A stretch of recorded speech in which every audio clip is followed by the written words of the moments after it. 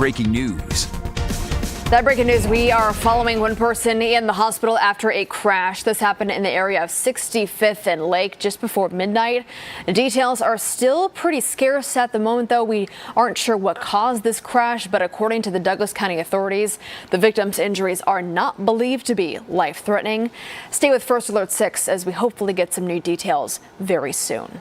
All right, good morning, everybody. Thank you so much for joining us on this Thursday morning right here on our First Alert 6 streaming. I'm Cerise Cole. And I'm Erin Hartley, joined by meteorologist Jarrett Lansford and senior chief meteorologist Rusty Lord. We've just been talking on and on about how great today is, and it really is just going to be so. It deserves all the attention. Yep. It's going to be the best day of July. Everything beyond this looks humid or hot, and we're not going to have either one of those today. Lowest dew points and the best temperatures that we have in the forecast for the rest of the month. So if you got lucky and took Thursday off, well, it worked out well for you. And if you still want to take it off, I didn't hear anything. So go ahead. 61 degrees the temperature right now, 58 the dew point. And that's key. You get that below 60 this time of year, and that is the key to the forecast and why it's so comfortable. Now our temperatures have started to turn as the sun comes up and warm a little bit. Last hour, Council Bluffs and Underwood were at 59. So was Wahoo. And now we're starting to see more 60. So we're not going to warm up incredibly fast, but you'll notice still some upper 50s on the Iowa side of things, near and north of I-80 as we get started. So I mentioned the muggy meter. It's here in the Pleasant range, and that's pretty much where it's going to stay all day long. May even dip a little bit more into the afternoon, and that right there is why today's so great. You can open up the windows this morning, let some of the cool air flow through the house. And rain and thunderstorms moving down to the south. Let me tell you, if you plan to travel to Kansas City today, there's flash flood warnings. There's been a lot of road closures, roads underwater, some water rescues in that direction. So if you're traveling today, it might be tough to get around the city heading that direction. We have clouds moving out of our area, and that's the story today. With the clearing skies, temperatures should get a chance to gradually warm. By noon, we're up into the upper 60s, lower 70s in many spots. A little bit of a northeast breeze today. And that, with the drier air, it's just going to feel phenomenal out there with the sunshine. Up to about 78 degrees for the high today. And then we'll fall back slowly tonight as a little more warmth, a little more humidity start to build in for the day tomorrow, and perhaps a few clouds. So we're not going to get quite as cool heading towards tomorrow morning, likely down in the mid 60s. And then from there, we'll try to climb up to 85 for the high. But the humidity comes back. That muggy meter goes up in a big way tomorrow, and then 88 on Saturday. You see some thunderstorm chances there. I think the next batch that would try to move in would probably be after midnight Friday night if we're going to see something. All right, let's talk about these weekend storms. A lot of people have plans. It's the summer, by the way. Plus, we have baseball playoffs. Should we be worried? How bad are they going to be? It seems like you're always at baseball. Well, I know, right? Okay, you're right. But yes, yeah, the good news is I think most of these are going to be during the overnight hours. So probably not a big deal during the day. What we'd have to watch for is anything overnight, Friday night, lingering into Saturday morning as the sun rises. Then those move out, and we watch for a few late storms on Saturday that could linger into Sunday morning. But overall, the severe risk pretty low right now. So this is Friday night, and this is after midnight most likely, where we have some of these. You can see we're in the green shaded 1 out of 5. Stuff could fire up here near I-90 and try to drop south and be here by Saturday morning. And then Saturday, you could have the lingering leftovers plus then whatever tries to fire late in the day on Saturday as well. Again, neither round looks like widespread strong storms, but they'll have more humidity to work with as the muggy meter goes up there and stays there all the way through next week. So what we'll get is 80s and some thunderstorm chances mostly during the nighttime hours. And then next week, it's all about the heat. You got 90s all the way around. Longest stretch of 90 degrees we've had so far this month is 3 days in a row. And those were 90, 90, and 92.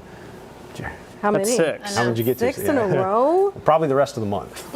Okay. So better reason to, again, enjoy today. Without a doubt. Okay, Rusty, thanks. In the meantime, let's get a look at traffic. Jarrett, welcome back, by the way. Thank you. It's good to have you back. I'm sure he's glad to have you back after some slowdowns. But track out a little bit of slowdown this morning. Yeah, we've got a crash that's on the JFK, and that's impacting traffic flow right around Cornhusker. So pretty busy stretch. Now, I do have some slightly good news with this one. This was blocking blocking the left lane. That lane has now opened up. You could see that, but still right off of the road with that one. I also just noticed this a second ago. Just past this, you've got the right shoulder blocked with a vehicle sitting there. So watch for the stretch to be pretty slow. You can see some of the delays that have built in as you're making your way northbound there on the JFK. A lot of action that's happening in just that picture. And you can see the delays that stretch almost to Highway 370 as a result of that situation. So anywhere between about Childs and Highway 370 as you're heading northbound, you're going to be looking at much slower travel than you're used to. And I've seen speeds down around 20 miles per hour or so as you're going out through that stretch. So well below where you should be as you head through there. Elsewhere, another crash that's happening, and I'm getting some conflicting information here. The initial report was there at Frontier. I've also heard that maybe on the north side of I-80 where we have this crash, maybe there's two different crashes, but they're both southbound with the reports. Makes more sense for this to be where that is impacting things here on the north side of I-80. In either case, as you're right around I-80 on 144th, watch for some delays as you navigate that area. You could be encountering a crash, perhaps two, in that area. So far, I-80 holding up just off to the east of 144th. That's been a problem spot over the last few weeks, but so far so good. Westbound, though, as you're approaching that Giles construction zone, is checking up a fair bit. So watch for that this morning, as you're probably used to at this point. When we zoom out to the map, you can see that a couple of areas that are just picking up on the traffic. It's mostly all about that JFK area where we're looking at the biggest delays that have shown up that are abnormal at this point in the morning. We'll keep you posted on the latest with that, and we'll talk about some other places where the orange cone is the problem. Okay, I'm so glad I take JFK at 2:55 every morning. Yeah, it's one benefit to waking up at your time. Yeah. Right? All right, Jared, thank you. News now. A Wisconsin man is behind bars after Nebraska troopers found a woman's body in the back seat of a car. 23-year-old Gavin Thompson is now booked into the Lancaster County Jail. This all started when a trooper tried to pull over a car on I-80. NSP says the driver took off, eventually lost control and crashed. That driver got out of the car and ran away. Well, that is when troopers found the woman in the car. It was clear the woman had died before the crash.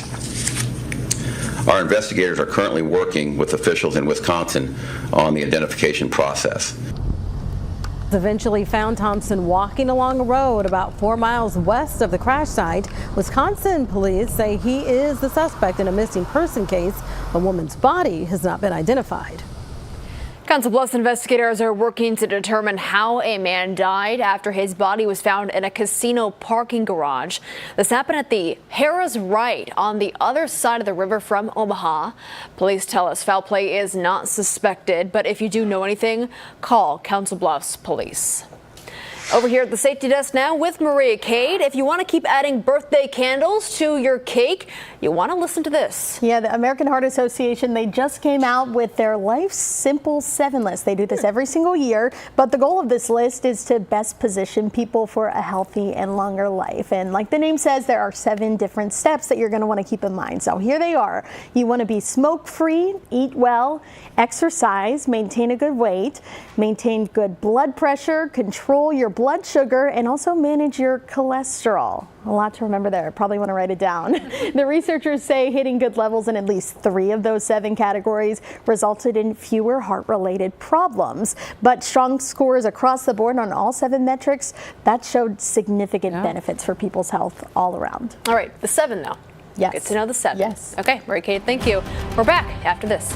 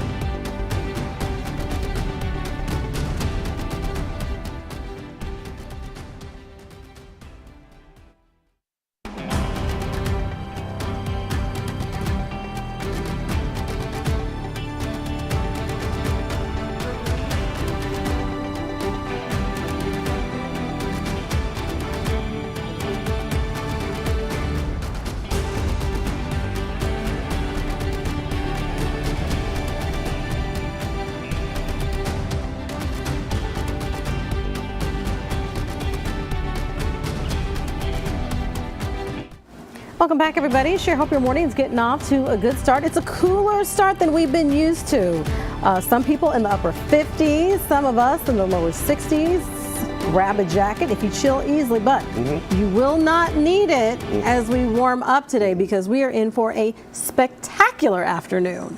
Absolutely incredible. The deck night forecast, maybe the best one we have, but could be the most enjoyable evening we have for a little while because humidity comes back the next several days, and then by next week we add heat to the equation. So out the door right now, you have beautiful rays of sunshine through those clouds, 61 with a dew point of 58. Anytime we get that dew point, that true measure of the moisture in the air below 60, that's great because you can see humidity's at 90%. You're thinking, oh, that's atrocious. Well, that's why the dew point is the key and often tells the story when it comes to how enjoyable it is outside. Muggy meter's going to hang out down here in the Pleasant Range all day today, so that's enjoyable. We had a lot of rain in the month of July along with fairly cool temperatures, and there are rain chances this weekend, so I'd say you can shut off the sprinkler schedule for at least through the weekend. If you miss out on rain all the way through Sunday, I would get back on the schedule for next week based on the 10-day forecast I'm going to show you because there's the round of rain that stayed to our south last night.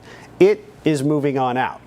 Now the clouds will follow suit and we'll get some time to warm up and get into the upper 60s, lower 70s by lunch, and then into the afternoon, a lot of 70s, about a mid to upper 70s for an afternoon high. The outdoor forecast for anything tonight is going to be phenomenal, and even into the early part of the day tomorrow. Dew point's still pretty good. This is the muggy meter for tomorrow, but by the end of the day, it's back up in the humid range. So all day we'll just kind of build back the moisture that eventually could lead to some storms after midnight Friday night. What will likely happen is they'll develop somewhere up here and then try to drop south over the course of the day or course of the night into very early on Saturday, and there may not be more than 2 or 3.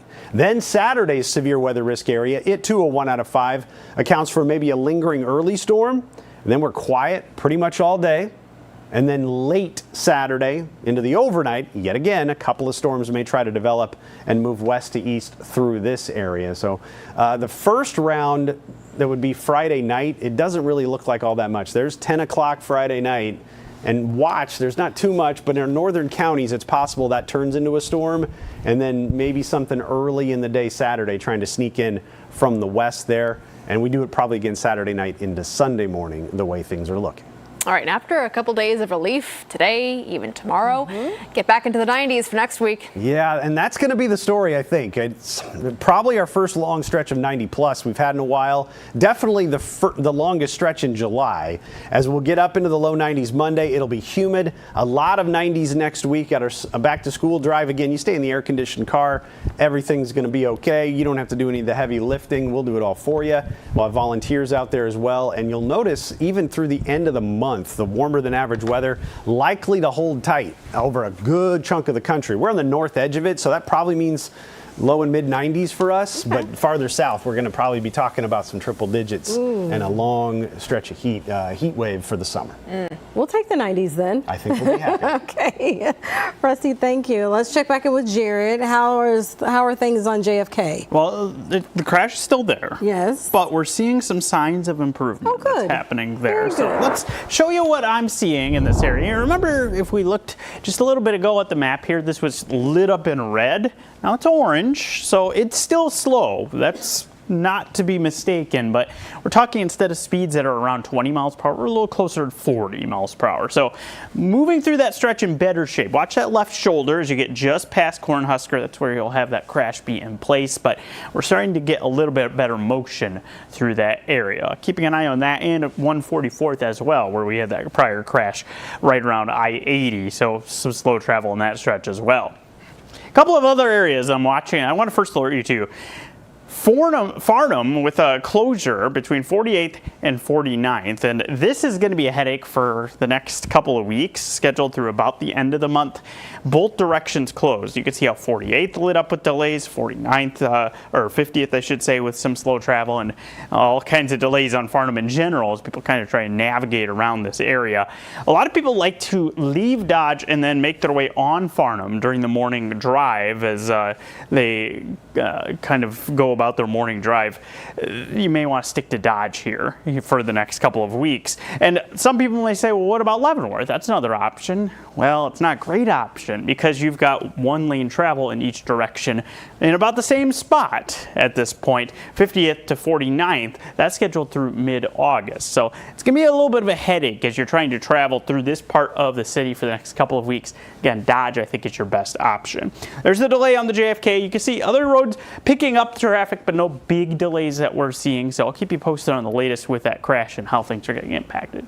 All right, we know you're on it, Jared. Thank you. Well, happening today, Governor Jim Pillen marks the bill becoming law. LB 246 bans the manufacturing, distribution, and selling of lab-grown meat in Nebraska.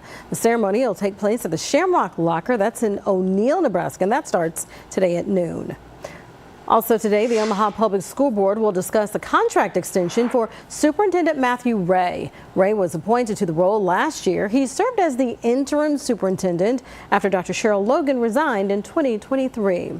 Well, coming up, do you remember this iconic band? All right, more on these shining stars when we come back.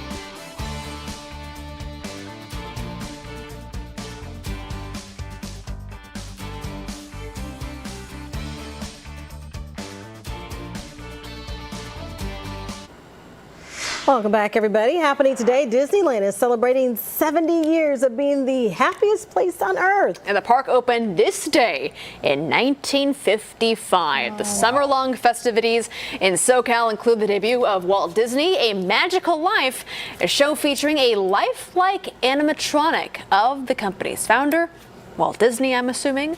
Original rides that are still around today include the Mad Tea Party, Peter Pan's Flight, and the Jungle Cruise. Am I the only one that's been there? To the one in California, I haven't been to that one. I went to Florida. I've only been to Florida too. Okay.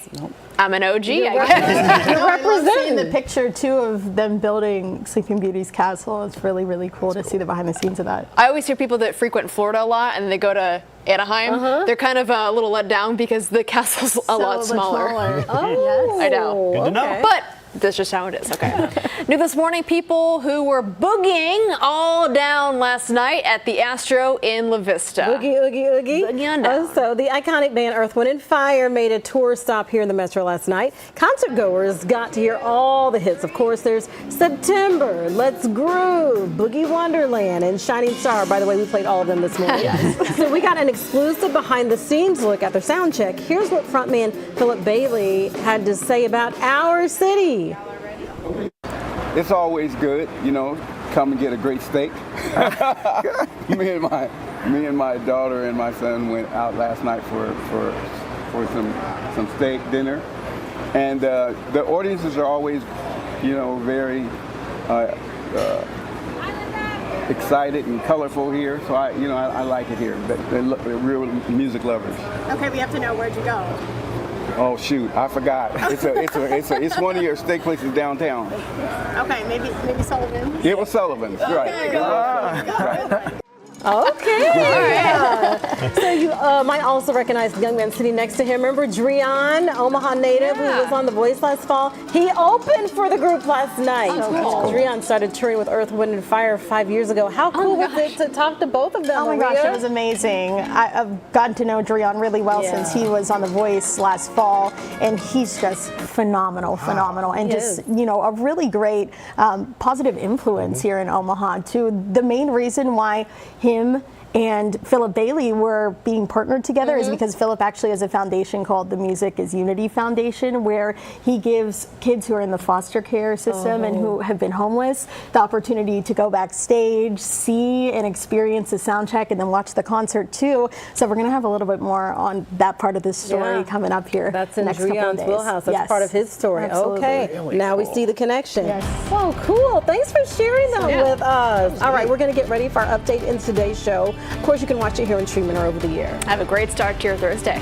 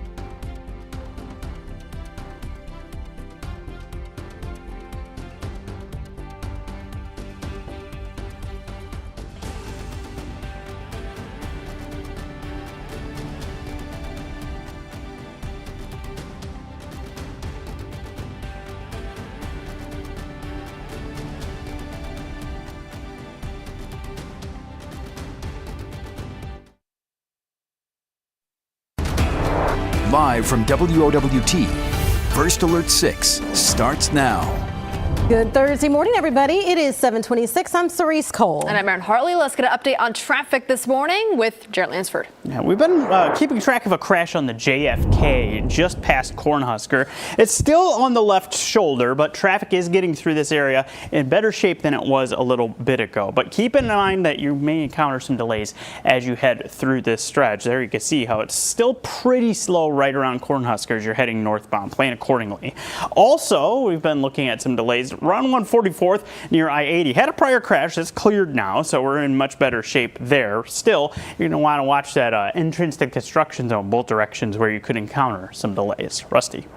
Thanks, Jared. Cool temperatures. That's the story out the door this morning. Right around 60 degrees as we get rolling. Did have a couple of upper 50s. Those have since warmed, at least in the metro anyway. Showers moving south and out of here. Clouds trying to do the same. They'll be a little stubborn, but still expect quite a bit of sunshine. This is the key to the day, folks. The muggy meter all day long stays down here in the pleasant range. Doesn't really start to tick up a little bit until the overnight hours. So the low dew points are the key to the day as we look out across the city and enjoy a day that climbs to about 78 degrees for the afternoon high. 60s this morning, 70s this afternoon. Low dew points. You're not going to find a better day for the rest of the month, I can guarantee. You got a lot of 80s on the way this weekend, some overnight thunderstorm chances, and then 90s are back in play in a long stretch, longest of the month. Start Monday and likely last through the end of July. Aaron? Some breaking news we have been following this morning. A person is in the hospital after this late night crash. Officers were called to 65th and Lake just before midnight. The victim's injuries are not considered to be life-threatening. No word yet about a potential cause. Well, it is 7:28, and we are back with another update for you in about 25 minutes. We'll see you then.